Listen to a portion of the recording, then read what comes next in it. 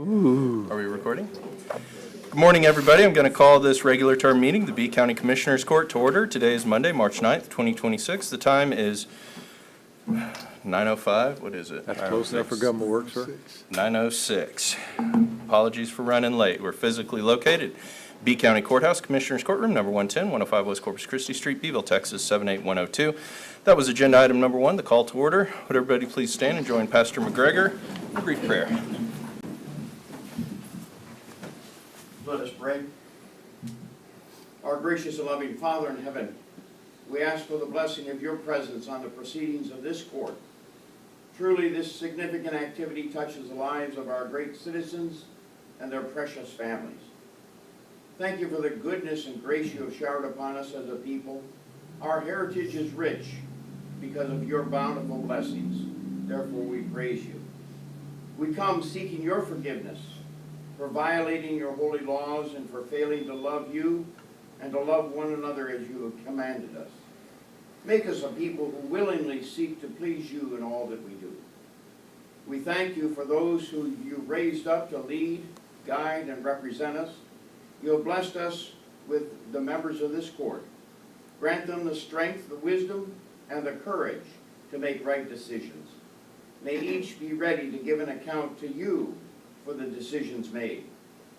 Guard, guide, and protect our first responders and all those charged with our community's safety and security. As they patrol our streets and respond to incidents and accidents and fires, may each have a special measure of your presence, your protection, and your abiding grace and peace. You have blessed us with so many who provide care and protection day by day. Lastly, we pray that you will tenderly care for the citizens who struggle and suffer in mind, body, or spirit. May you, the great physician, bring them healing and strength. Salve now the hearts of those who mourn. Grant them your abiding presence, comfort, and peace. Make us a people that desires to do your will in all that we do. Lord, let B County flourish by the preaching of your word and the praising of your name. May each of us look ahead to that grand and glorious day when you shall return, the dead shall be raised, loved ones shall be rejoined once again, and all wars will cease. O God, speed the day of your coming. Indeed, yours is the kingdom and the power and the glory forever. In the name of the Father, and of the Son, and of the Holy Spirit. Amen. Amen. Thank you, Pastor. Please join me in the Pledge of Allegiance. I pledge allegiance to the flag of the United States of America and to the republic for which it stands, one nation, under God, indivisible, with liberty and justice for all. And now the Texas Pledge. Honor Under the Texas flag, I pledge allegiance to thee, Texas, one state, under God, one and indivisible. All right, a little stutter step there. You get it down, Judge. You caught it. I think I heard that. Yeah.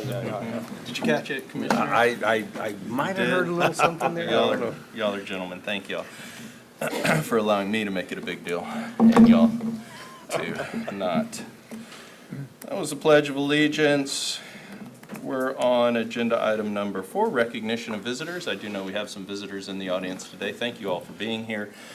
This is not public comment, but if you do want to identify who you are, or if you're here on behalf of a company, who you are, and the company that you're here on behalf of, or the entity, you may do so now. Yes, sir. Yes, sir. Robert Cuevas with Linebarger, Goggin, Blair, and Sampson. Item number 8. Excellent. We look forward to hearing from you, Mr. Cuevas. Thank you for being here this morning. Anybody else? Hey, Mrs. Strauss, how are you, ma'am? Gonna tell us oil's going up to $250 and none of us will have any worries ever again. Yes, sir. Good morning, I'm Frank Massey, rancher in Mineral, and I represent South Texas Property Rights Association. Mr. Massey, thank you for being here this morning, sir. Okay. Anybody else? Travis Rogers with Patillo Brownhill. Mr. Rogers, looking forward to a succinct, clean, and exemplary report from you a little bit. later on this morning. Did I read the tea leaves correctly? Awesome.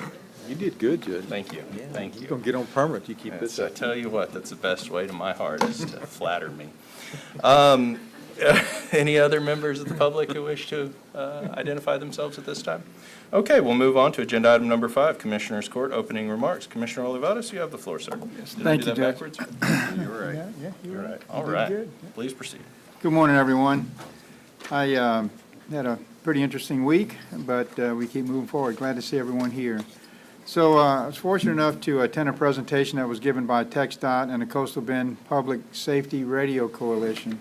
Thanks to Mr. Ryan Garza and Rob Reyes here for facilitating a very important meeting that's going to have a lot of benefits to our counties. But the big part of this, he was able to bring a lot of agencies together all into one room. We also appreciate, we had Chad McGill, our district liaison with Senator Adam Hinojosa for attending and supporting this effort. Also want to thank the B County Volunteer Fire Departments. They were all in attendance. The Sheriff's Office, thank you for attending. First responders, DPS, and all other surrounding agencies were in attendance as well. So we had a pretty good turnout.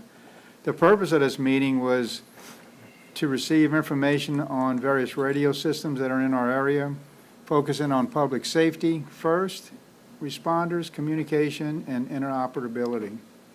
Some key takeaways from this meeting was that any event during a disaster or an emergency situation, that we can communicate with others throughout the county and also our neighbors.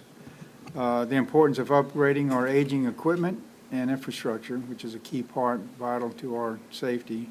And then also a communication system during disasters when we are requesting mutual aid from other surrounding counties. So very, very good meeting, very informative, more to come.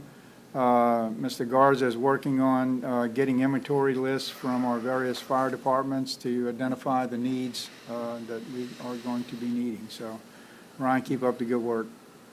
Also attended a ribbon cutting that was at the Barnhart, their 25th anniversary, and also at the museum. So great event, great turnout. I was glad to participate and be part of that session. I attended our GLO, General Land Office, monthly progress meeting to discuss our Mid-Mont projects, which includes, just a reminder everyone, County Road 631 bridge improvements, Silver Creek bridge improvements, Tynan water, and wastewater, and Pettus water and wastewater. So all those projects were discussed. They're moving along. Things are moving a little bit slow, but that's typical government from what I understand.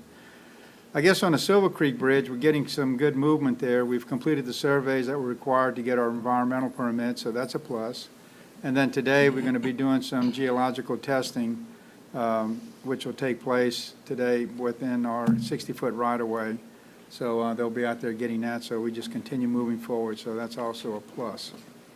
I do have some good updates with the Toledo Street Jail. However, I do have an agenda item set for that, so I'll defer my comments on the progress that we're making until we get to that action item. And with that, I'm going to pass it to my commissioner to the right. All right, good morning. This past couple of weeks here, we had an on-site visit with the Texas Historical Society folks to catch us back up on the grant for the courthouse. They went back and we took photos from everywhere. Started at the basement all the way to the top at the dome. So they went through all the offices and just backing up all their backups again. So we had that going on this past week. Had several brush calls. Road and Bridge took care of those. And Road and Bridge also finished cleaning up Deaf Smith Road with their boom axe. And that was big. It was scratching a lot of the cars that were out there and stuff. So they took care of that item there. I attended the Barnhart 25th anniversary ribbon cutting, and that was well attended. Lots of folks there, and we're proud of our library. That's one of our greatest assets that we have here in B County. So we truly support them. I also attended the Barnhart Museum ribbon cutting, and that was well attended as well. So that was good. We had met with the ProTac boiler people. We had a little leak up there on the very top floor in the judge's office. But we got that taken care of already, so we're working on that. And then they're filtering all the water, because they're putting Beeville water into the system, and it's just turning it orange. Every time they put it in there, they put the chemicals in there, and it's not good. So they're trying to filter that water out to where it cycles correctly and not have any breather problems on that going there. So those are the main projects that we've got going on right now, mainly the courthouse renovation project. With that, I'll pass to Commissioner DeWitt. Thank you, Commissioner, I appreciate it. Several weeks ago, the Pettus Environmental Group came before this court and asked for permission to do certain things in Pettus to the community center. I'm pleased to report they have completed the roof repairs. That's done. They held off on the other interior repairs and renovations because of the elections. They're working on that now, so they're doing a great job, and we need to give them a big hand because they really have done fantastic at their expense. They're doing the labor. We're kind of doing the overseeing, but it's fantastic. And Judge, if you will, I have a prepared statement I'd like to read into the record this morning regarding schoolworms. Sure. It affects all of B County. It actually affects all of Texas. And I worked over the weekend on this to kind of bring everybody up to date on where we were. And if you would, I'm going to read this. Our journey regarding the sterile screwworm fly facility initiative commenced in June of 2025. I have consistently provided the Commissioners Court and the public with timely updates regarding progress, notable developments, and relevant opportunities. Let's talk about screwworms now. Some of you may not be aware what a screwworm is or what they do or whatever. The last reported case in Texas was in the 1970s. Here in B County, when I was a young boy, we would rope our calves, literally rope the calves when they were born, pull them up on the saddle horn and doctor them. Because the screwworm flies were so bad, if they laid eggs on this calf, on the umbilical cord, they would hatch out within 7 days and start eating the calf. And the way they eat, it's like an abscess. There's a small hole, then they eat in, and they will kill an animal. Our cows, back then there were a lot of ear ticks. They would scratch your ears and they would get bloody, they would get screwworms in them. We had to cut the ears off so we could doctor the screwworms, because if you didn't doctor them, they went to the brain, they killed the cow. There were a lot of cows in B County without ears. They looked funny, and if you talk to some of the older ranchers that lived here at that time, every one of us had cows without ears. You cut them off, you put them in the chute, you got a swab and a stick, and you had to dig in there and dig that medicine in there. Back then, we didn't have cubes. Cubes hadn't been invented yet. So everybody had 5 or 6 horses. We had 5 or 6 horses. We had 3 or 4 cow dogs, and that's the way we worked our cattle. The medicine we used was black. It was stinky. It had a lot of creosote in it. It stained everything it got close to. Like I said, from laying eggs on a host to hatching out was approximately 1 week. Once the larva matured in the animal, they would fall to the ground. There they would mature, then they would fly up, and they were able to breed almost immediately. Now, I'm not an entomologist, but all of us know that insects like humidity. It's probably to our benefit that it has been so dry all over Texas, and we haven't had those screwworm flies moving this way any faster than they have. Screwworms only eat living flesh. They're the only ones. They only eat living flesh. And there are documented cases where they have gotten into humans, and they will kill you. They'll eat you. Now, once the host dies, the larva no longer wants to be in that host, and they fall out. It has to be alive before they'll eat it. You wonder, how did they figure out how to make these screwworm flies sterile?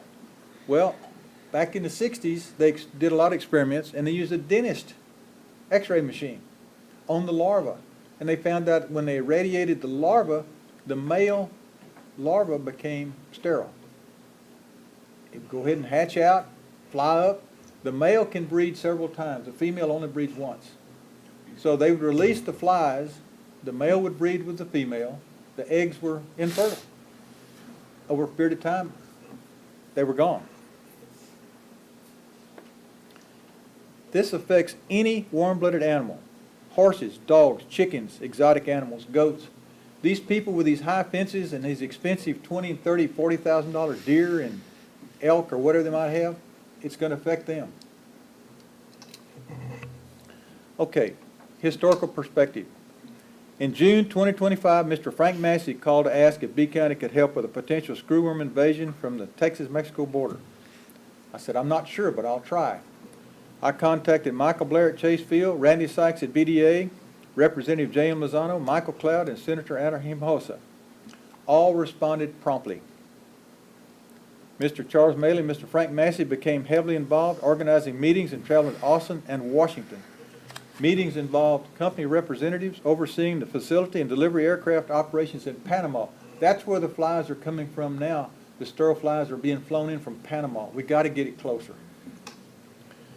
We held these meetings at Chase Field and the former Pioneer facility near Pawnee. Subsequent meetings included entomologists from Texas A&M and Texas Extension Service. They were interested in this. Also, they were interested in research on mosquitoes, moths, and other insects that can be sterilized. You release them like you do the screwworm fly, and it's a whole lot more environmentally positive than all these insecticides. The Chase Field facility was recently leased elsewhere and is no longer available. The Pioneer facility, owned by ConocoPhillips, is under discussion.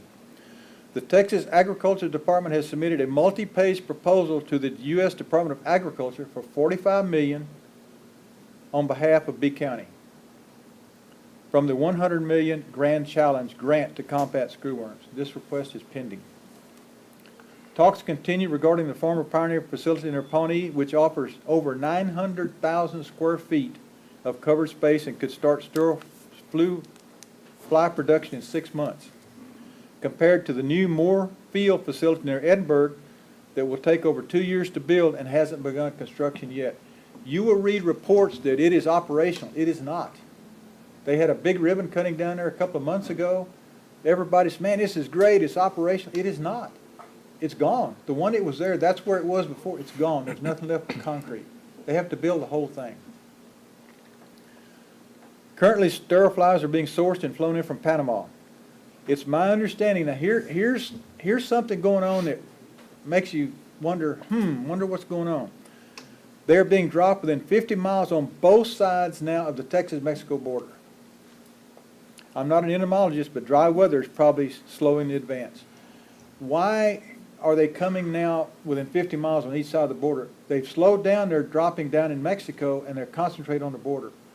Makes you wonder, is there something going on? Are there infestations we don't know about?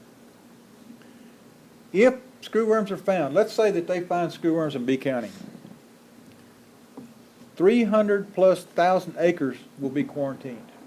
That's roughly a 12-mile radius. In other words, if they found screwworms in Beeville, Texas, and it's reported, they would quarantine all the way from here to Pettus, here to Skidmore, in a big circle. You can't move cattle in or out of it. You can't sell them. You can't do anything with them. Protocol. What's the protocol if I find screwworms in my cattle? What you're supposed to do is immediately notify authorities, and you're instantly quarantined, along with 300 and some odd thousand acres. Now, or do you quietly sell off all your other animals and keep the affected animal with screwworms in a shed to doctor? Those of you that have taken cattle in recently, a recent sale, some calves brought $6 a pound. $6 for 1 pound of calf. B County is not trying to compete with the facility to be constructed in Edinburgh. Instead, we are here to assist in any way possible. In my opinion, it's just a matter of when screwworms are detected in Texas. Remember, the flies don't care or know where the Mexican border is, nor do deer, bobcats, coyotes, or other warm-blooded animals that cross the border regularly. We aim to collaborate with the Texas Department of Agriculture and the United States Department of Agriculture to let them know B County is willing and prepared to address this pest promptly. Judge, I appreciate the time, sir. Yes, sir. Thank you, Commissioner. I think this is extremely important. We don't realize how important it is until it happens, and then it's going to break loose like you wouldn't believe. So we don't want it to happen. Some of us have been through this before. It is not good. Thank you. Commissioner? Good morning. Just a quick update. with Road and Bridge, I want to thank those guys. Started patching on County Road 323. Also, they did a cleaning up around the Vigo Road Bridge behind the Chinacre Park. Road and Bridge asked me to please let everyone know they cleaned out everything, and there was a lot of trash, a lot of dumping back there, and they were just asking for people to please not to dump, okay? They got it all cleaned up, and they went back the other day, and someone had dumped a bunch of tires. So it just creates more work. And they also had to clean it up, and another way of what they do when they clean all that stuff up, it also allows water to flow if we ever do get a substantial amount of rain. So if there's a bunch of trash and whatnot, it's just going to build up back there. So also did some patchwork on County Road 321, and they picked up a lot of illegal dumping, wood, tires, bags, and stuff on Kingria and Gill Ranch Road. So thank you, Road and Bridge, for all that stuff. Also, want to let everyone know that the South Texas Energy and Economic Roundtable will be meeting Wednesday, April the 8th at the Mill Convention Center in Kennedy. If, Ms. Strauss, is there any way of everyone being able to get a hold of people to, if they want to attend that? If they just go to the texoga.org website and look, it's here, the invitation is there. Okay. Brooklyn Clements is working on the agenda, and it will all be published on the texoga website. Okay, thank you. And then, again, that is going to be April the 8th there at the Mill in Kennedy, if anyone's interested in going to that. With that, I'll pass back to Judge. Thank you, gentlemen. Great updates. I'll vary from my usual opening remarks, which are none, and regale y'all with about 10 to 15 minutes. Just sort of, flow state, and just start communicating with you guys just in general, because sometimes it's fun to have a captured audience that can't really talk back, so that I can communicate with you.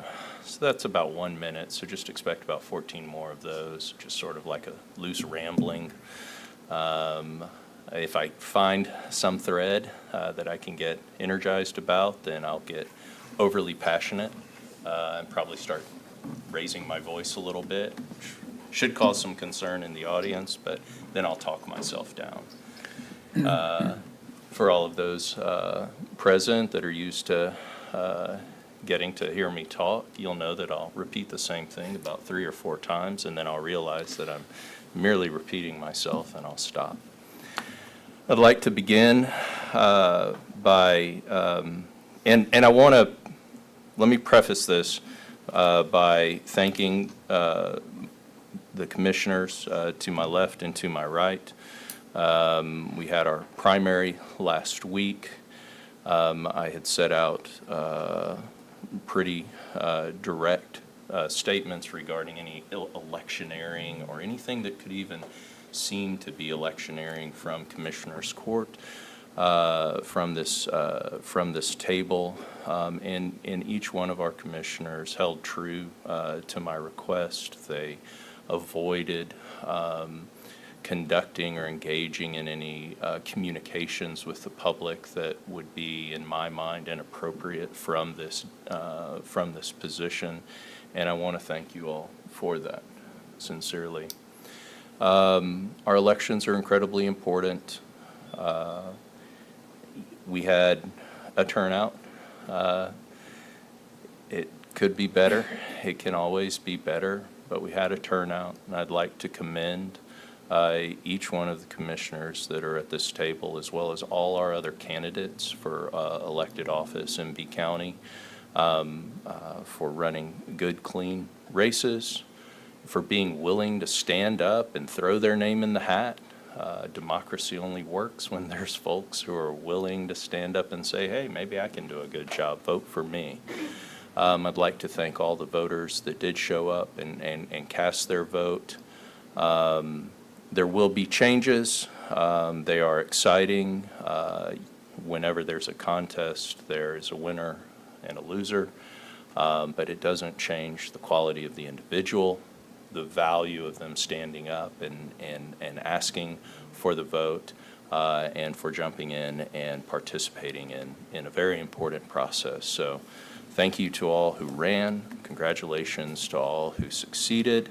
Good luck to all who are going to get to do this again in May. And we'll move forward from there. So I just wanted to thank everybody for that. Secondly, I did get to attend the 2 ribbon cuttings with the Barnhart folks, and I wanted to thank all of Barnhart's great. No, nothing negative about anything that Barnhart does. But I did want to specifically point out and thank the library for affording me the opportunity to cut the ribbon. It wasn't planned. It seemed like I usurped it. I was minding my own business, completely uninvolved with the entire production when I decided I would go out and give Mrs. Casas a little bit of a hard time, because she was doing a very good job of herding a whole bunch of folks who were busy talking and wanting to go in different locations into a photograph. In doing so, I found myself thrust amidst the scrum with a oversized pair of shears, surprisingly heavy and sturdy, and I got to cut the ribbon, which was actually was kind of fun. No children who were holding the ribbon, no children were injured in the incident, and I believe a wonderful photograph came out of it. So thank y'all for allowing me to jump in and be a part of something that I was just there to support. Moving on. I lied, I wasn't going to talk for 15 minutes. That's crazy. Agenda item number 6, public comment. Are there any members of the public who wish to address Commissioners Court? Mrs. Warnix, you have the floor. You'd approach the lectern. Good morning, Commissioners, Judge. I just wanted to take this opportunity to thank John Izagari and his wonderful crew. Without them, we could not have been prepared for this election, and they go above and beyond. They worked on Monday, that was the holiday, had to cut his week's help short by giving them another day off. And I just wanted him to be, we ought to be aware of that, how the maintenance department always assists us. Thank you, Ms. Warnix, and I was remiss in not thanking you and your entire team, the Republican Party and the Democrat Party and their entire teams, and maintenance for all the hard work that goes into putting these elections on. You guys really do an amazing job, and it's a shining beacon of fairness and efficiency and access that the whole state should use as a guiding light. So continue the good work. Thank you, ma'am. Anybody else? Okay, we'll move on. Agenda item number 7. The following items are of an administrative nature. Commissioners Court has been furnished documentation on each item, and all such items may be acted upon by one vote without being discussed separately unless requested by a commissioner or county judge. Move to approve. I have a motion to approve, and I have a second by Commissioner Olivares. Any further discussion? Hearing none, all those in favor, please indicate by saying aye. Aye. All opposed, motion passes without exception. Discuss and consider action on the following items. Agenda item number 8, approve offer to purchase tax sale property. Yes, sir, Mr. Cuevas. Good morning, Judge, Commissioners, how are you? Do you want me to stand here? Do you want me to go to Wherever you feel comfortable. If you don't mind, I'll stand. We're free and easy. Yes, sir, that's good. My name is Robert Cuevas. I'm the office manager for Linebarger, Goggin, and Sampson out of Corpus Christi. Our attorney, Stephen Salcedo, is in court right now. He asked me to come in and present this offer to the court for consideration. It's an offer by Celia Gonzalez at 4376 Farm Road 673 here in Beeville. It's on a property that we offered for sale back in May of 25. There should be a bid analysis for your review, and in that bid analysis, you can see the offer, which is $1,000. And thank you. And the offer is $1,000 for this particular property. It's a 2-acre tract, tract 39A, the May Carroll Grand Abstract 11 here in B County. The taxes due to all the entities is over $10,000.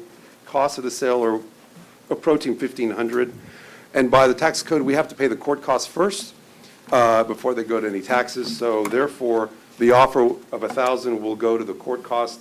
And as you can tell, the taxing authorities will not receive any funds for their taxes. What we asked today is the court to consider the offer. I can tell you Beeville ISD and the College District has approved the offer. So the offer is on the table for your consideration, and I can answer any questions you might have. Well, thank you, Mr. Cuevas. Are there any questions?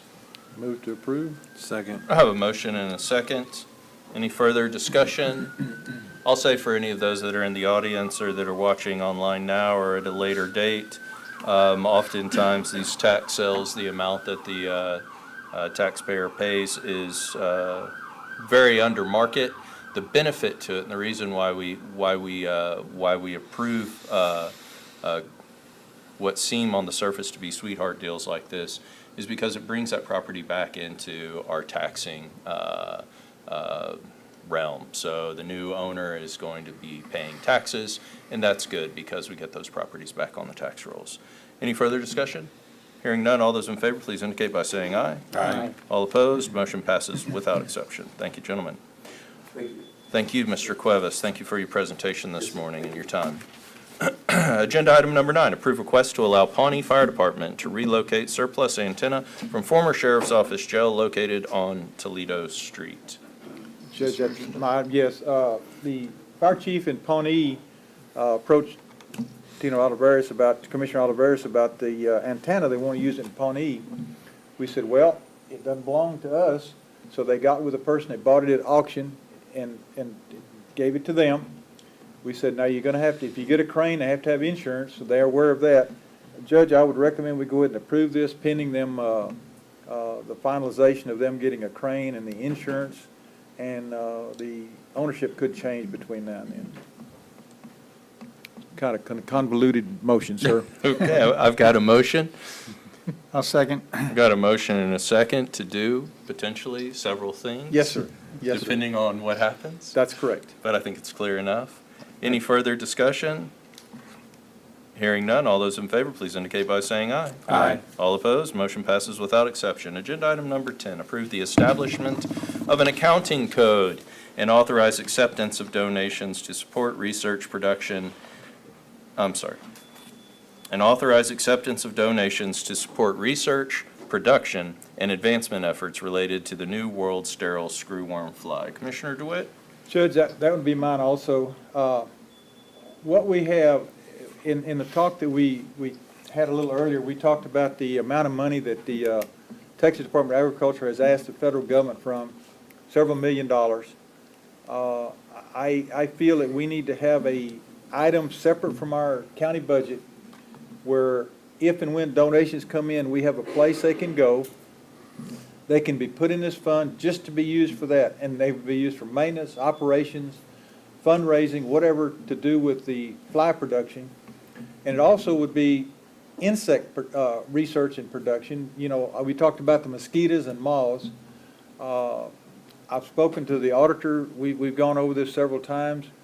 I feel also that we're going to have people in good faith put money into this fund. It may or may not come to fruition in the future. And part of the motion would be that if it does not come to fruition, that these monies would be returned to the donor. And I think the auditor said that can be done that way. So my motion basically is to establish a fund and to call it the Insect Research / Production Incentive. And if you look up the word incentive, that's a excellent word for this. I'm sorry? Initiative. I said initiative. Thank you very much, ma'am. Initiative.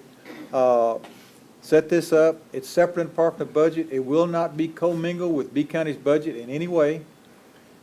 The motion also includes to set it up that donations are accepted, be it land, money, whatever that they want to donate, that unless the court says, hey, we don't want this horse that you want to give us, we're not going to take the horse.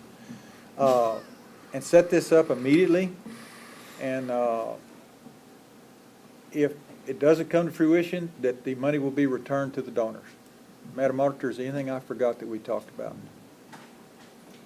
No, sir. I mean, we can set up this fund, like Commissioner mentioned, if the court wants to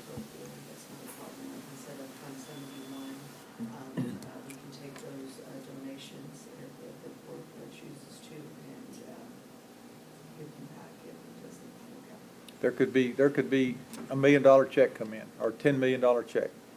We don't know. They're out there. We see them. It's just a matter of capturing them, Judge. Absolutely. So I'd entertain a motion to create the ERPI. Okay.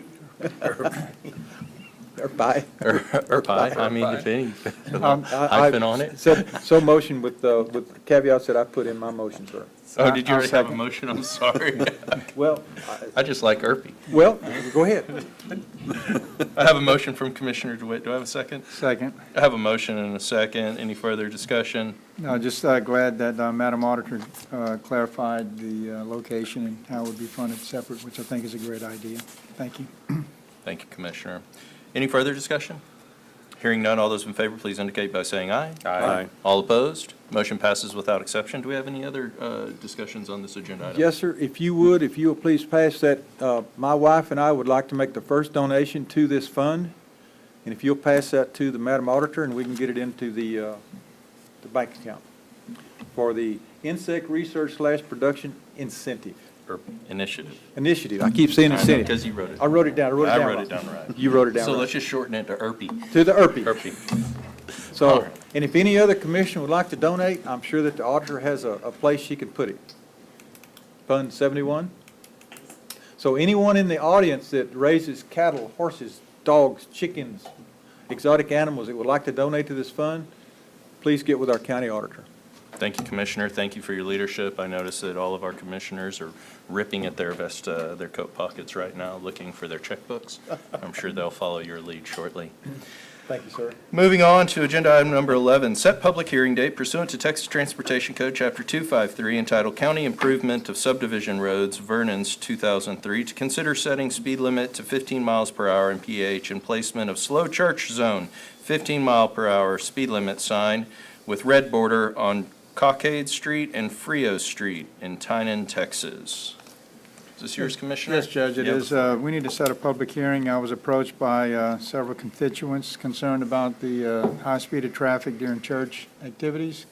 So they want to know what the county could do about it. And fortunately, we have set a precedence at other churches to put up this sign. So we just need to set a public hearing date, and then we can move forward. Commissioner, is this one that we'd probably want to put a red border around also? Yeah, absolutely. Those seem to be very effective. Thank you, Yes. Commissioner. Yeah. Need to have it run twice in the newspaper Yes. or Have once? to go to the 13th. Twice. Yes, sir, twice. Twice, and today's Monday. April 13th is the date. Does that give us enough wiggle room in case we're delayed? Yeah, extra week. All right, perfect. So the available setting date would be April 13th? Mhm. Okay. At 10 a.m.? 13th. I'll second. I didn't make a motion. Did Did you make a motion? I'd like to make a motion to, it's okay, we got ahead, to set a public hearing date for April 13th at 10 a.m. On agenda item number 11, and I have a second from Second. Commissioner Farias. Any further discussion? Hearing none, all those in favor, please indicate by saying aye. Aye. All opposed, motion passes without exception. Thank you, gentlemen. Agenda item number 12, update on renovations to former Sheriff's Office Jail located on Toledo Street. Commissioner Olivatos, you have the floor, sir. Yes, thank you, Judge. First of all, I'd like to recognize John Izagiri for his support throughout this whole process. John and myself, and also Francis Melvin, who assisted heavily. We met with the contractors, we did walkthroughs, we set up the initial budget and framing of what it would actually take to get the Toledo Street Jail renovated. So we came up with all of our initial cost, which at that time was roughly about $471,000 and some change. However, we do have a little bit of scope creep where, things were added in order to facilitate the needs for the election process, and also to help better manage the flow of people when they come to vote. So from that cost, we had to add a few extra things, such as security locks on the doors. We had to open up a few doorways to allow traffic to go in and exit. So right now, those additional costs kind of kicked it up to about another $11,000 that we're looking at. However, just want to let the court know that this doesn't include any other extras like a temporary generator, which we could probably discuss here in the future. So those are the things that are doing, I'll be coming back to the court once we solidify these additional costs. So we are a little bit over, but I think these are necessary to facilitate the election process. As far as the project itself, things are moving very well. We're almost at the point where we have temporary power will be installed. We're waiting on AEP to install the meter. All the electrical hookups are there. The power's there. It's just a matter of waiting on the paperwork to catch up with the process. One of the things that we identified in order to obtain power, we had to get an inspection from the city. So I had an opportunity to meet our new city inspector, which now the city of Beeville has a new inspection process. So the one that they were looking at automating, where you would do everything online, do everything based on FaceTime recognition, that has now gone away. So they went back to the original process where you make the call, initiate the call, and then you're going to have an actual inspector to come out. And the new city inspector is Mr. Albert Velichis, I believe. Hopefully, apologize if I mispronounced that, but he is extremely busy. So if you do have to call him out, please have a little bit of patience for him to come out. He did approve all of our electrical installations, so we're good to go from the city. We're just waiting on the permit to get submitted from the city to AEP, and we'll have power. Once the power is there, we're looking at about a week to install the air conditioning units, so that's good.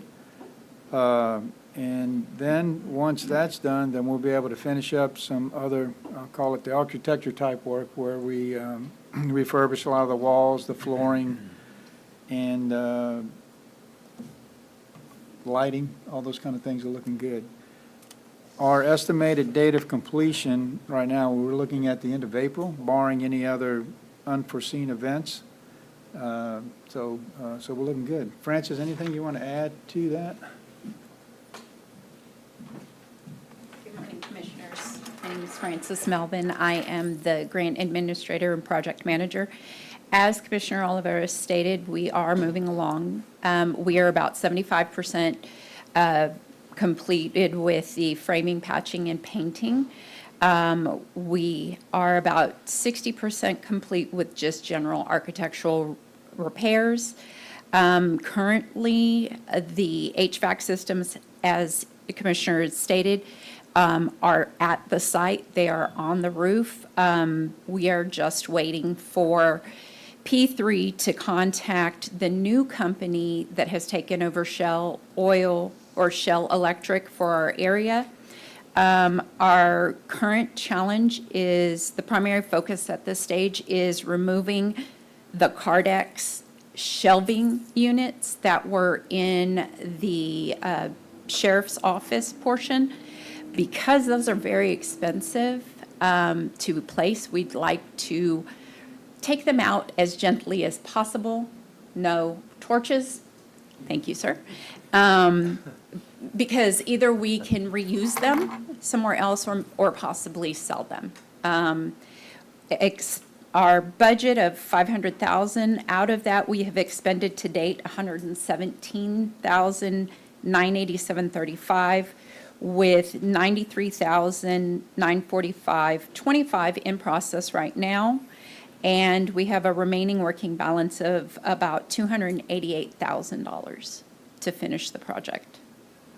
So as I mentioned earlier, like these file cabinets, that was not part of the initial plan, so these are some of the costs or additional costs that we need to come back to the court and ask for additional funding. And that's all. That's all I John, have. anything you want to add? Yeah, so the team has been working very well. The contractors are doing extremely well. We have not had any major issues. They're working with us very close. If we identify any kind of a disconnect, they're there to help and support us. There are even some areas where they underestimated the time and the cost that it would take to do things. However, the contractors are going to go ahead and assume that cost to make it right. So that's a plus on us, and something to show that, you know, when you do have a good contractor base on board, they work with you like that. They understand the pluses and the negatives. So it's a key. It makes my job a lot easier on facilitating the budget, the construction, and the quality of our building. So that's the update. So any questions, I guess, from the court you'd like to add, or? Commissioners? Good job. Anything? I'm good. Excellent. Well, again, I'd like to thank Francis Melvin for keeping our budget and maintaining our auditing process in check. And also John Izagiri for his fantastic job. I mean, it's literally, we working really close together. Sometimes John is extremely busy doing other things, and if he can't make it there, I'm there, and vice versa. So it's going well. But that's the kind of team effort you need for a successful bill. So, thank you. That's excellent. I'm really excited. End of April? End of April. Okay, which, April. well, now that's a different answer. You know, there's always little bits. I'm looking forward to it. That's really wonderful. It's going to be good for the county. Anything further? All right, moving on. Agenda item number 13, approve Pettus Independent School District ISD resolution requesting distribution of funds from the permanent school fund. How much are they requesting? 2294.97? That's the number I saw. There you go. 2294.97. I'll make a motion to approve. Second. I have a motion and a second. Any further discussion? Hearing none, all those in favor, please indicate by saying aye. Aye. All opposed, motion passes without exception. Agenda item number 14, approve Beeville ISD resolution requesting distribution of funds from the permanent school fund. Do we know how much this one is for? Well, there's an invoice in there for $22,824.85. The allocation for the ISD is $17,737.35. Okay. That quote is just for what they are gonna, this amount will go towards it. Okay. Move to approve. Second. I have a motion and a second to approve distribution of funds to Beeville ISD in the amount of $17,737.35. Any further discussion? Hearing none, all those in favor, please indicate by saying aye. Aye. All opposed, motion passes without exception. Agenda item number 15, presentation on B County Annual Comprehensive Financial Report for year ended 9/30/2025, presented by Patillo, Brown, and Hill LLP. And Mr. Rogers, right? Yes, sir. Mr. Rogers, nice to see you again. You have the floor. Thank you, Judge and Commissioners. Thank you for having me again this morning. Hard to believe it's that time of year already, but we are through another fiscal year. So I am with you this morning to share the results of the fiscal year 2025 financial audit. Should each have in front of you a copy of the annual comprehensive financial report and single audit report. I was going to very briefly touch on the results of our audits and cover a couple of quick highlights in these reports, and we'll reference the page numbers if anyone cares to follow along. I'm going to start in the ACFR self at the very beginning on page 1. I'm going to do my best to adhere to my normal 1 minute per page time limit. You can make it shorter if you want. I usually come in well under that. So. No. Page number 1, the independent auditor's report. Now, this is the same standard letter you're all used to seeing in prior years. It has a lot of standard language that describes, in essence, the scope of our audit, our responsibilities as the county's outside auditor for auditing and opining on these financial statements. Also on the responsibility of the management of B County for the preparation and presentation of these financial statements. But the one thing I want to emphasize is the very first section towards the top of page 1, where on report on the audit of the financial statements and under that opinions, then that second paragraph down beginning with, in our opinion, the accompanying financial statements present fairly in all material respects. Financial position and changes in financial position as of and for the year ended September 30th, 2025.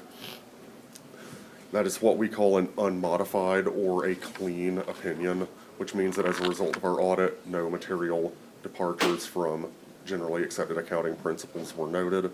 That is the highest level of assurance we can provide as the county's outside auditors.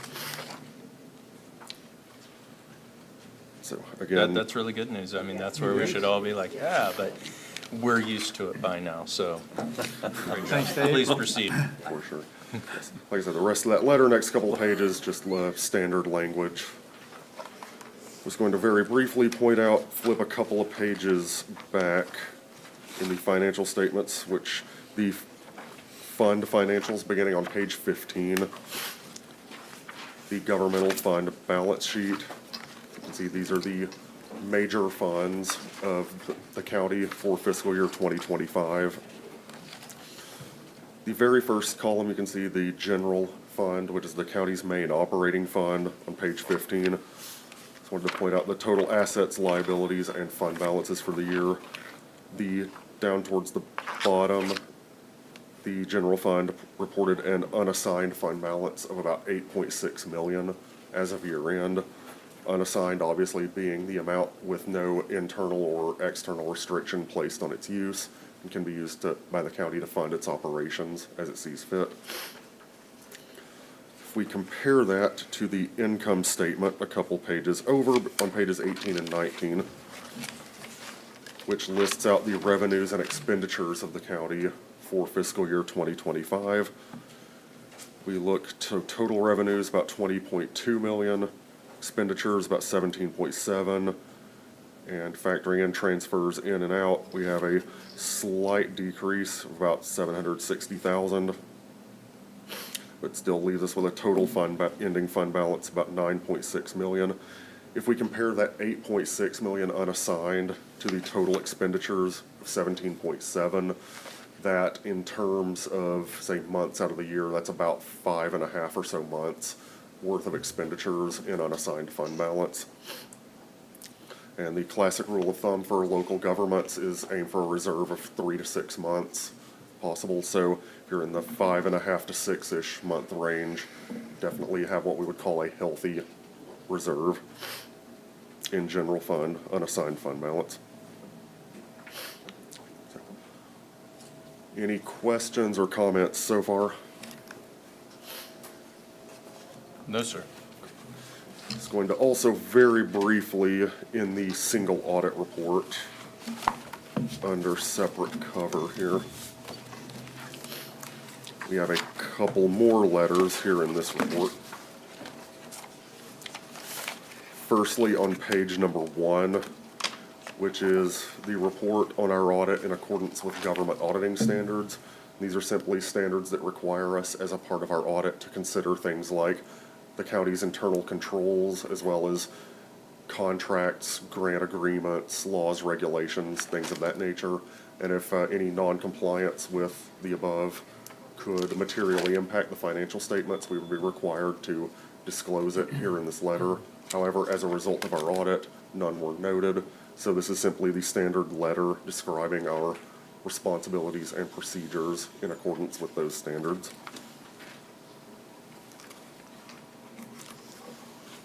And once more with feeling, we have one more letter starting on page 3. This one is another independent auditor's report, but over the county's federal and state single audits, that entities that expend, it used to be 750,000, beginning this year it's been up to 1 million, but entities that expend that amount of federal or state funding for the fiscal period are subject to the federal or state single audit respectively. The county met both thresholds. So we audited the county's grant expenditures for federal and state in accordance with the uniform guidance and the Texas grant management standards. As with the opinion letter on the financial statements, the second paragraph down, beginning with, in our opinion, the county complied in all material respects the compliance requirements referred to above that could have a direct and material effect on each of its major federal and state programs for the year ended September 30th, 2025. So once again, that is an unmodified or a clean opinion for both the federal and state single audits meeting as a result of those audits. No no material non-compliance or question costs, anything of that nature were noted. And the expenditures that were subject to those federal and state single audits are listed out on pages 6 and 7. And our testing and results thereof are briefly summarized on page 9.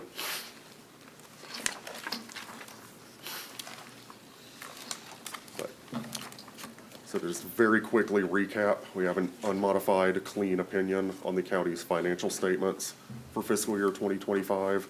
Also an unmodified, clean opinion on the federal and state single audits of the county for the same period. Also, no findings or issues to report or disclose in accordance with government auditing standards, and have about between 5.5 and 6 months of unassigned fund balance in the general fund. So that was the Reader's Digest version, but. Well, that was excellent. Thank you for all of the highlights, Mr. Rogers. And big kudos to April and her team. Once again, I think this may be the cleanest clean. There's not even a semblance or a discussion or a hint of anything in the 3 operative letters. Thank you. Great job. Thank you to your firm for continuing to assist us and run our auditing department through what I am sure is a very rigorous process, but welcomed and enjoyed by all. So, especially us getting these reports. Thank you so much. Yes, sir, Commissioner. Just like to also echo Madam Auditor, Ms. April Cantu, her staff. They also do an excellent job. Every one of them brings something to the table and do a complete value added to the county as a whole team. You know, everything from collecting invoices, paying invoices, running reports, all those kind of things make it complete. So good job, April. Thank you. I have a comment. And your team. Commissioner DeWitt? You know, there's several $1 million worth of federal funds that flow through y'all's office. And we all know that state funds are complicated, federal funds are even more complicated on the hoops you have to jump through. Ms. Melvin and does a fantastic job. The auditor's office all together does a great job, because one little thing out of place for the federal government, and here they all come. And we have so much confidence in what y'all do, we never really think about it, because it happens naturally. But we appreciate what y'all do. We know you work very, very hard. There's probably some gnashing of teeth every now and then about, oh my goodness, we need to do this, or they want us to do that now. But thank you from me personally and from this court, Judge. Thank you. Absolutely. Thank you, Ms. Cantu, for you and your staff. Judge, should we give him a round of applause? Well, is now the time? Are you done? Absolutely. Yeah, Let's do that. I second that motion. I will say also big thank you to April, her entire staff, and everyone here at the county. We ask a lot of questions, as April will definitely attest to, but everyone here at the county is fantastic to work with, is very, very timely, very cooperative, and they make our jobs very easy. So big thank you to everyone. Thank you, sir. Thank you. That's wonderful. Thank you, Travis. I just want to say thank you. I want to thank, of course, my staff, Hill, Brown and Hill, Travis and his team, John, and all of y'all are just awesome. All of our county departments, our elected officials, our department heads, it's a collective win for the county. So thank you. That's wonderful. Not to take away from all of the kudos, well-deserved kudos, but is it Patillo or Patillo? It is Patillo. Okay. My apologies. Italian, I guess. Yes, sir. All right. Thank you again, Mr. Rogers. This is not an action item. We don't need to adopt it, accept it, or Just a gold anything. star. Another gold star. Wonderful. Thank you so much for your Thank you. presentation today. I got to make an apology. I've got an agenda item here right at the end, and I've forced the two community folks to sit through all of this morning without realizing that we could probably handle their matter on the front end and allow them to get back to their very busy day. So I'm going to skip, just hang tight, Mr. Quiroga. Thank you for being here, sir. I'm going to skip you for now And go right to agenda item number 18, approve Rosetta Club Expo request for fee waiver for the Tablescapes event on Saturday, April 18, 2026. We have Mrs. Toms here this morning, coming up to the lectern. You have the floor, ma'am. Yes, thank you. Appreciate the bump up on the agenda. Yes, so timely. As the judge said, I'm Meredith Toms. I'm here on behalf of the Rosetta Club of Beeville.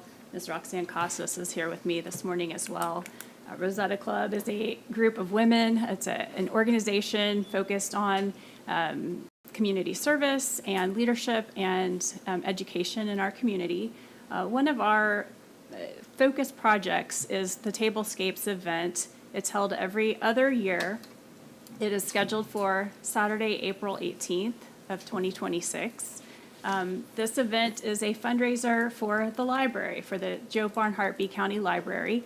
As was mentioned earlier, as you know, the library is celebrating a 25th anniversary this year. And I know that you all are aware of the value and importance of the library in this community and in this county. Our event is a Tablescapes event where various individuals volunteer to decorate tables focused on a theme surrounding a book. Each table is decorated based on a book, and it's a very successful fundraiser for the library every other year. It's a very well-attended event, usually approximately 250, wouldn't you say? About 250 individuals in our community attend this event where it's a luncheon. We enjoy the Tablescapes, but mostly enjoy gathering to support and raise funds for our library. The library depends greatly on these donations. In past years, we've been able to donate as much as $50,000 to the library. We hope to continue that streak of increasing each year. Roxanne, wouldn't you say it's been slowly increasing over the past several years? Some years it's gone from $35,000 to $40,000. Last time $50,000. But this event will be held at the Expo Center, and so we are respectfully requesting that the county consider waiving all of the fees associated with our use of the Expo Center. Move to approve. I've got a motion. Second. And a second. Any further discussion? Yes, if you've never been to one of those and looked at those tablescapes, you need to go. The imaginations that these ladies have is out of sight. Some of the things you just wouldn't believe they put together. It is awesome. It is awesome. It is a great event. Thank you all for continuing to put it on and take care of it. Thank you. Any further discussion?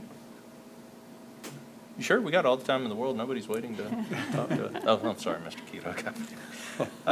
There's no further discussion. All those in favor, please indicate by saying aye. Aye. All opposed? Motion passes without exception. Thank you for your presence and your patience, both of y'all, Thank you. today. If you need to run, you're Thank more than you. welcome to. But we are going to get into some financing discussions here in a second, and you know how exciting those are. We hate to request and run, but thank you for your support, and if anyone would like to attend, just give us a call, and we're happy to arrange that. Excellent. Thank you. all. Okay, going back to agenda item number 16. Approve the adoption of an order authorizing the issuance of the county's general obligation refunding bonds in the maximum amount of $18,475,000 for the purpose of refunding outstanding obligations, levying an ad valorem tax for the payment thereof, delegating the authority to county staff to approve and execute related documents, and other matters in connection therewith. We have Mr. Victor Quiroga this morning with Specialized Public Finance, Inc. It's always good to see you, Mr. Quiroga. I was commenting a couple weeks ago to one of your partners or associates that the whole time that I've been in Beeville, I've been on public boards, and I think on every single public board, you've had wonderful, positive, prudent presentations before that board. So it's always good to see you. You have the floor, sir. Thank you. Honorable Judge, Commissioners, thank you for having me here this morning. For the record, my name is Victor Quiroga with Specialized Public Finance, and we have the honor of representing the county as your financial advisor. We're pretty blessed in the area. The judge is right. We represent all the governmental entities here. In fact, we're here so often, my wife thinks I have a second family here. So it's always nice to be here, and I do apologize for running a little late this morning. But we're here today to present to you a refinancing opportunity for the county to consider and allowing us to pursue. If we prepared a very brief presentation here, page 1 just shows the outline of this presentation. On page 2 shows you the overview of the county's outstanding debt. Currently, we only have one bond issuance outstanding. That was a Series 2017 certificates of obligation that financed the county jail project. And as you can see here, the annual payments on that debt is a little under $1.4 million, and then that'll be paid off in 47, I'm sorry.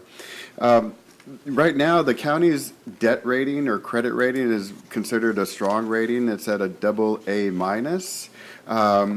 Ms. Cantu and the judge had a great impact on that. We were downgraded previously, but they were able to upgrade us a couple years ago now. So what that does is that allows us to have a more efficient, smoother bond sale whenever we need to issue bonds, whether refinancing or to fund new projects. So in my head, before you call for an applause, I was actually applauding my head hearing that financial report, because that's just amazing to have an unassigned fund balance close to 6 months is very unique, especially for counties in South Texas. So you all are doing a great job, and helps our job a little easier and make it better in pursuing this refinancing. On page number 3, this is just an update on the refinancing opportunity.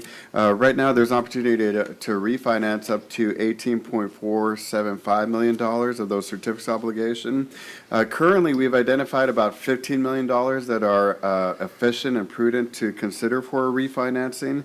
What we're doing here, and what this 2 charts demonstrate, especially the one on the right side, is that we're achieving these savings solely by changing a higher interest rate for a lower interest rate. We're not going to extend the final repayment term on these bonds. And the savings you see there of about $866,000, that's a preliminary figure, and that's a conservative figure. We're not locking in interest rates just yet.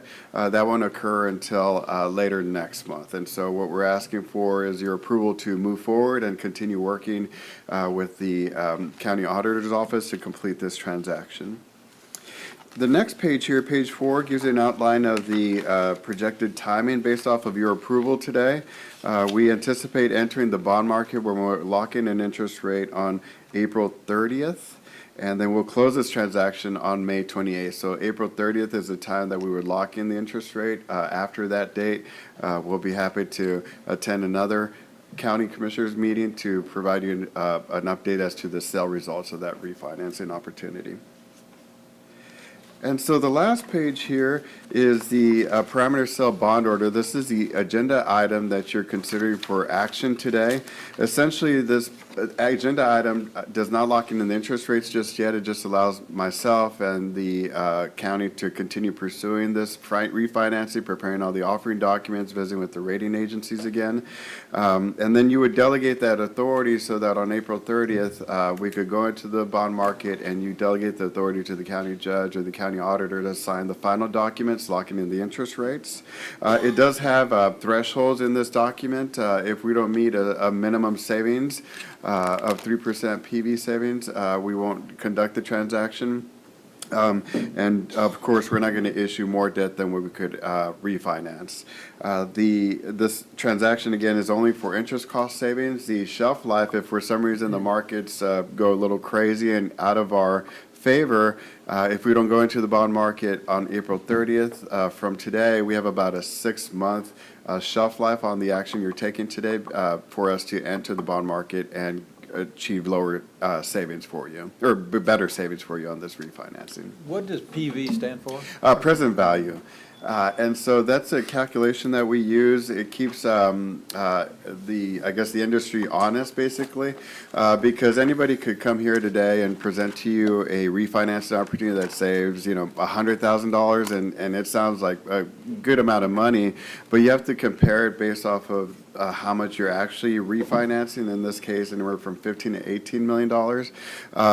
That's an industry ratio that if we're at PV savings of no less than 3%, then it's considered an efficient savings and an efficient refinancing for the county to consider. So anything above that 3% PV savings is what we consider efficient and prudent for the county to pursue. And we won't conduct the refinancing if come April 30th, that PV savings ratio is below 3%. And so that serves as a guardrail that makes sure that we're doing this refinancing for truly prudent economic reasons. The $866,000, that's a conservative estimate right now, that's going to be spread out over the life of the remaining bond issue through 2047. As you can see there on the annual savings, it's not a tremendous amount that's going to move the needle in terms of your INS tax rate, but what it does show is that the county is prudent with taxpayer funds and looking to refinance and save taxpayer monies whenever it can. That's great. Any questions? Move to approve? Do I have Second. a motion and a second to approve? So, where we currently stand, we have $15,320,000 in our existing 2017 old bonds still outstanding. Yeah, it's actually closer to $19 million, but what's eligible to be refinanced is the eligibility date comes due on August 15th of this year. And so by that point, you would have made another payment by that point. And so right now, the legal maximum that we have to refinance is $18,475,000. Right now, based off of the cost-benefit analysis that we ran, we will probably maybe leave about $3 million on the table because those interest rates are considered good still. And so with the refinancings, we're able to basically cherry pick the principal payments that have the higher interest rates attached to them. And so right now, based off this analysis, about 3 years worth of the remaining financing has a pretty nice interest rate already. And so based off of the current market, we'll probably just leave those alone, but we'll refinance about 15 of the $18 million that's outstanding. Thank you. Yes, That was, I didn't, okay. You answered my question without me even articulating it in a way that anybody else understood what it was that I was asking. Yes. Thank you. Any other questions, discussion? I've reached my limit of sophistication on this matter. Ms. Cantu, any input? No, I think this is a great opportunity for us to keep saving taxpayer dollars. Yeah, that money could be used in so many different areas, especially when it comes to salaries and benefits. Whoa. Oh, You never know. It looks like about $45,000 a year. It might buy a vehicle. Yeah. A golf cart type vehicle. They've already spent it, Mr. I know, Quiroga. yeah. You don't even have it. Unfortunately, I wear a black, That's just a two-door. That's a two-door, yeah. No air wear a black jacket. I should probably put on a black hat too, just I don't want to burst anybody's bubbles. But basically, these payments are coming from your interest and seeking fund tax rate. And so basically, that's $45,000 less that you have to tax on that INS tax rate. Yes, sir. INS But rate. just wanted to clarify that before you all start spending money and Yeah, hiring people. It doesn't just go back into. Thank Yes. This is our tax rate. Yes. April's like, Yeah. thank you for Mr. saying Quiroga. that. Yeah. I have a motion and a second. Any further discussion? This is exciting. All in favor, please indicate by saying aye. Aye. All opposed, motion passes without exception. Thank you, Mr. Quiroga, for Yes, your thank time. you. We look Thank you forward for to having working me with you here. again. Yeah, it's always great to see y'all, so thank you very much. Likewise. Appreciate You know, the one thing that I appreciate is there's a minimum. If it doesn't get below that, they don't do it. That's what I like. Yes, sir. I really like that. That's really good. Yeah. Thank you. it. Yes, sir. Thank you. Wonderful. Thank you. Have a great rest of your day and week. Agenda item number 17, approve county burn ban order. Well, Mr. Garza, we got rain right before we're going to approve a county burn ban. And I have an idea in my head of what you're going to say. But I'd like to see if you queried with Fire chiefs in the county, has anybody changed their opinion now that we've received moisture? I didn't talk to anybody this morning, however, as of last week when we submitted it, 7 of the 8 fire departments were in agreement that we needed a burn ban put into place. I still think there's plenty of dry vegetation on the ground, and I still think that little bit of rain that we got isn't going to be enough to pull us out of it just yet. So I think we should still move forward with issuing the burn ban. Thank you. We have a recommendation from Mr. Garza. Do I have a motion? Move to approve. I have a motion. Do I have a second? Second. I have a motion and a second. Further discussion? So pulling We teeth. just need rain. Amen. And if at some point in time, because I know Wednesday we're supposed to get a whole mess of rain, and who knows, it may be raining quickly, I can always, right, I can pull this down. That is correct. You know, and so just so that the community knows, Ryan gets with all of our fire chiefs of our 8 volunteer fire departments throughout the county and gets input from them because they're the individuals who are actually out there fighting grass fires, interacting with the public, who are engaging in legal or illegal prescribed burns. And so we really try to utilize our first responders to give us guidance on what they think is the most prudent move for us to make. So thank you, Ryan. Thanks to the fire chiefs. Any further discussion?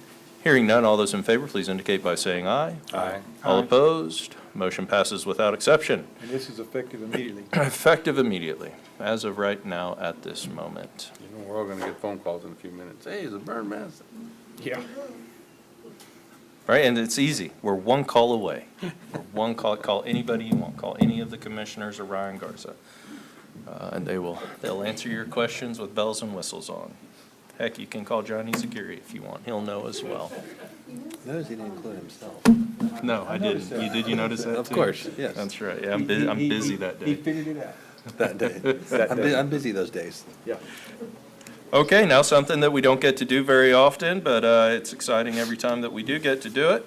We do have an executive session item on the agenda today, so public notice is given that the B County Commissioners Court may elect to go into executive session anytime during the meeting to discuss matters listed on the agenda pursuant to the authority granted under the Texas Government Code, Chapter 551. Immediately before any executive session, the specific section or sections of the Texas Government Code, Chapter 551, that provide statutory authority will be announced. Upon completion of the executive session, the Commissioners Court may, in an open session, take such action as appropriate on items discussed in an executive session. Agenda item number 19, executive session pursuant to Texas Government Code, Section 551.072, real property, former Pioneer facility near Pawnee. The time is 10:24 a.m., and we are going into closed executive session. Judge, I'd like for Mr. Massey and Ms. Strauss to be here for that session, please. Okay, sure. And John, what do I do here? Do I just end? We'll mute it on our side and then hide the screen. Okay, go ahead and do that. All right, so if everybody else.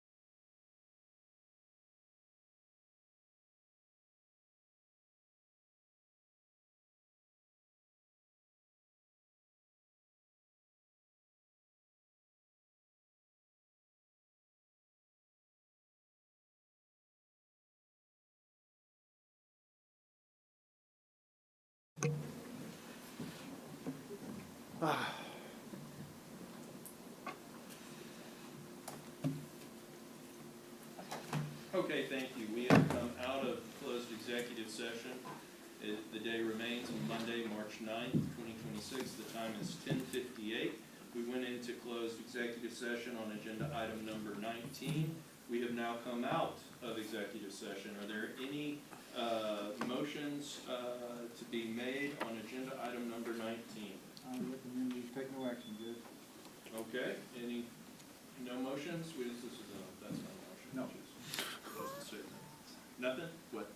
Oh, all of our things are off, so nobody can hear anything that I just said, but it was astute. It was. Thank you. Repeat.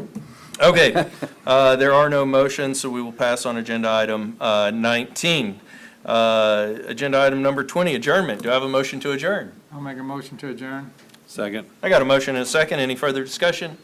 Hearing none, we are adjourned. Oh, I'm sorry. All those in favor, please indicate by saying aye. Aye. I'm not a declarer. All opposed? Motion passes without exception. Now, we are adjourned. Thank you all for your presence and patience. Come on back.